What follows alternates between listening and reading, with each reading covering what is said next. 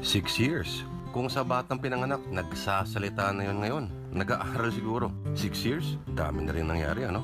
Biruin mo dyan, no? 6 years na pala, nakalipas. 6 years, ang tagal na pala noon, 6 years ago. Pero ang bilis. Ang bilis nga, oh. Ito pa yung itsura ni Pinoy nun. Medyo makapal-kapal pa, no? Easy! Pero eto rin yung itsura natin 6 years ago. Ayan, oh. Matindi. Pogi pa rin. Pogi pa rin, syempre. Oo. Mga kapatid, dito po sa Word of the Lord, magbabalik na tayo sa 6 na taon ng Daang Matuwid! Naalala mo itong Quirino Grandstand? Oh. Dito siya una nagsabi ng Huwag niyo akong subukan. Yun, di ba? hirap yun, tol. Hindi, Hirap ito yun. sinabi niya noon. Kayo ang boss ko. Daming naniwala. Lalo na nung nagkaroon pa ng ganito. Walang wangwang.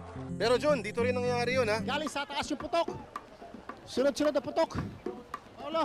Oo, tol, kakaupo niya pa lang noon. August 2010, nako, dito nangyari mismo yung trahedya. Si Mayor Era pa nga yata yung nagsorry sa mga pamilya ng mga napatay eh. January 2011, binatikos ka dahil sa pagbili mo ng Porsche. Kahit third hand lang at sarili mong pera pinambili. 2011 din nasimulan kong batuhin ang puna dahil sa umanong kabagalan at kawalan ng aksyon. Sa harap ng maraming issue gaya ng pagtaas ng presyo ng langis at sunod-sunod ng mga kalamidad. Eto, sigurado mamimiss nyo.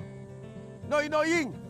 Yung tinawag ka ng mga kritiko mo na tamad at mabagal kumilos sa mga bagay-bagay, kakauso lang kasi ng planking nito eh. Yung 81 days pagkaupo nyo, tinawag kay ni Joker Arroyo dati na Student Council Government. Pero ilang Student Council na gobyerno ba ang nakapagpa-impeach ng nakaupong Supreme Court Justice, nakapagpakulong ng 3 nakaupong senador, at nakapagpakulong ng isang dating pangulo, at nakapagpalusot ng RH bill sa kabila ng ngaw-ngaw ng simbahan. Yun nga lang, yung pinangako mo na sana na pagpasa ng FOI, anyari? Nako, hindi ka na presidente. Mamimiss mo yung pinakamalaking fashion show sa Pilipinas. Nako, yan ba yung taunang State of the Nation address? Oo. Nako, tol, change is coming. Baka pwedeng ganito na lang yung damit nila. Yung tinatanong ng reporter kung sino ang suot nila at binibilang kung ilang palakpak ang magpapahinto sa talumpati mo at kung ilang beses ka rin uubo. Siyempre, taon-taon may SONA. At tuwing SONA, pwede bang mawala ng mga rally?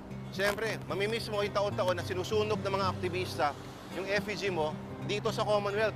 Noy Aquino, tuta ng kano! Noy Aquino, ibagsak! Paano kaya ngayon? Friends na nakaupo sa Malacanang ang kaliwa. Sisigaw pa rin ba sila na pabagsakin ng Pangulo? Magrarally din kaya sila pag pinalibing si Marcos sa libingan ng mga bayani? Palagay ko, ito mamimiss ko. Yung sinusumpa kayo ng lahat ng naiipit sa traffic, ng lahat ng paserong na biktima ng laglag bala. Friends mo kasi. Nga pala, magkikita pa ba kaya nila Rico Puno, Alan Purisima, and the rest of the KKK group? At ang mabagal na pagtugon dito, alala mo to? Alam mo, tol, dito rin nangyari yung Million People March, di ba? Nalala mo yon? Yung nabadrip ang tao sa PDAF dahil ang pera pala nila napupunta lang sa bulsa ng ilang mambabatas at kay Ma'am Janet. Naalala mo rin ba to? Nung diniklara ng Korte Suprema na illegal pala ang Disbursement Acceleration Program. Nako, ito malamang hindi mo makakalimutan. Mama Sapano at SAF 44. At may humabol pa, Nakita Pawan Massacre. 6 years, ang dami nangyari. Ang hirap ikumpres sa isang maiksing video. Okay, sinasabi ninyo na iiwanan ng Pilipinas sa maganda ang ekonomiya na may halos $100 billion sa mas mayaman kaysa noong 2010. Lagi sinasabi na bumango ang pangalan natin sa pandaigdigang kalakalan. Itong tanong ngayon, sino ang nakaramdam? Mga may-ari ng mall? Mga may-ari ng mga libo-libong kondo na biglang nagsulputan sa bawat sulok ng syudad? Ang daming walang matirhan hanggang ngayon. At ang dami naghahanap ng trabaho pagkatapos ng 3 buwan. Trickle-down economics? Napatakan ba yun nasa baba? Hindi tumaas ang sahod ng manggagawa sa ilalim ng iyong pamumuno. Ang minimum wage earners, wala halos naramdaman. Nabito mo pa nga raw yung pension increase ng SSS at basic pay ng mga nurse. Never ka raw naging kakampi ng manggagawa. Ay, kasaysayan at panahon na lang siguro ang huhusga sa'yo, Mr. Aquino. O baka naman masyado lang kami maangal. Tandaan, grabe rin naman ang batikos yun sa mami mo nung pagbaba niya. Pero nung 2008, nung pumanaw, iniyakan ng sambayanan. May bago ng Pangulo. Pero among other things, ito ang kaibahan ninyo. Nung party mo simula ng termino, kumanta ka ng hit ni Freddie Aguilar na may lyrics na itong bago, kinantahan siya mismo ni Freddie Aguilar na sinabi na Madilim na kahapon, ikaw ang mag-aahon. Sa piling mo, di ko mawawala ang korupsyon. Sa ibang balita naman, tinawag ni Senador Juan Ponce Enrile na mangmang si Pangulong Aquino matapos silang sisihin sa hindi pag-usad ng Bangsamoro Basic Law. May buwelta rin ng senador sa mga naging banat ni Pinoy laban sa pamilya Marcos. Narito po ang aming eksklusibong report. Hindi nakaligtas si Senador Juan Ponce Enrile sa mga batikos ni Pangulong Aquino sa paggunita kahapon ng ika-30 taon ng People Power Revolution. Di po ba? Ang BBL naipit sa Senado sa Committee para sa Lokal na Gobyerno na pinamumunahan ni Senador Marcos. Di ba nung pinakahuling araw ng sesyon, tuloy pa rin ang pag-interpellate ni Senador Enrile? Di po ba itong dalawang apeldidong ding ito ang siyang nagtulak ng military solution para sa mga Moron noong panahon ng diktadurya? Sa panayam ng punto asintado kanina, matapang din ang buwelta ni Senador Enrile kay Pinoy. Mukhang gawin na nitong presidente na ito ang magbibintang sa ibang tao at hindi niya binibintang yung kanyang kakulangan. Git ni Enrile, bago raw manise, tignan daw muna ni Pinoy ang sariling bakuran niya. Sabi mo dyan sa Pangulo na yan, na mag-aral muna siya. Hindi niya, ipinapakita niya sa madla na mangmang pala siya eh. At dapat alam niya, dahil naging senador siya, ng mga panukalang batas na ganoon, hindi pwedeng hawakan ng Senado muna hanggang hindi ipinapasa ng House of Representatives na kontrolado daw niya. Kontrolado niya yung House of Representatives, bakit hindi niya nakaya na ipasa muna yun bago sabihin na kami ang humadlang? Dating Defense Minister si Enrile noong martial law, ang kanyang pagbaligtad kasamang ilang opisyal ng militar ang sinasabing isa sa mga naging mitsa ng People Power Revolution. Ayon kay Enrile, mababa ang pagkakaunawa at konti ang nalalaman ni Pinoy tungkol sa mga nangyari. Ang presidente natin, binigyan ng sambayanang Pilipino, hindi lang yung mga Aquino, ng kapangyarihan na tinatawag yung Commander-in-Chief Powers na binago ni Doña Cory Aquino. Hindi totoo yung sinasabi niya na linilin lang nilang bayan para maging kanila yung EDSA Revolution na wala naman sila masyadong partisipasyon. Yung mga Aquino na yan, wala dito diyan mga yan eh. Si Boss Aquino lang nandito. Ipinagtanggol din ni Enrile ang pamilya Marcos sa issue ng paghingi ng tawad sa mga biktima ng human rights violation noong martial law. Dapat humingi ng patawad ay yung gumawa noong 1935 Constitution sapagkat sila ang nagbigay ng kapangyarihan na yon kay Marcos upang sagipin ang bayan. Wala raw pagsisisi ang senador sa ginawang pag-aaklas noon laban kay dating Pangulong Ferdinand Marcos. Pero ang nakakadismaya raw ang kinahinatna ng kanilang ipinaglaban.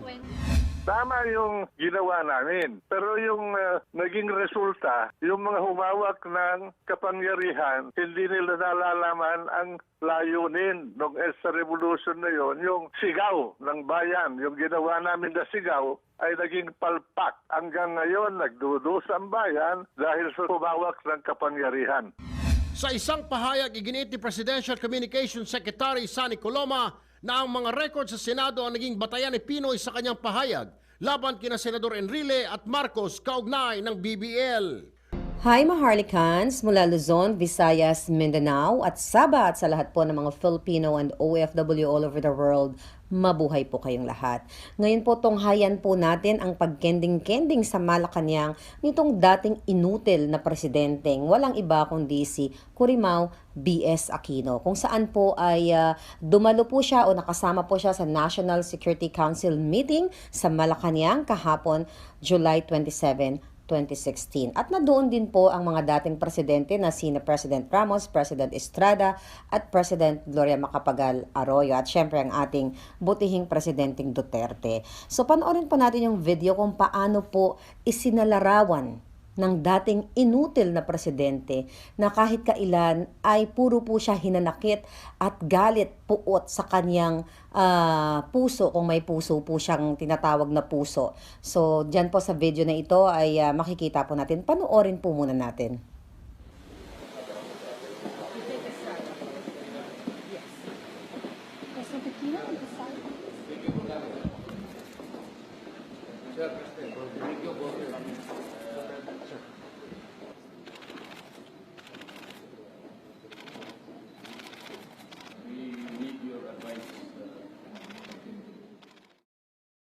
So napanood po ninyo ang dating presidenteng kumikending-kending na wala po siya sa ayos. Ito po ay nagpapakita talaga na itong dating inutil na presidente ay wala po sa matinong pag-iisip. Dahil ang isa pong leader dapat po ay very inspirational po siya sa kanyang mga tao, sa kanyang mga nasasakupan. So paano ka ma-inspire sa ganitong klaseng tao na nakita nyo naman po na hindi niya kinamayan, although marami silang mga hindi pagkakanuan, but bilang leader, you have to show respect.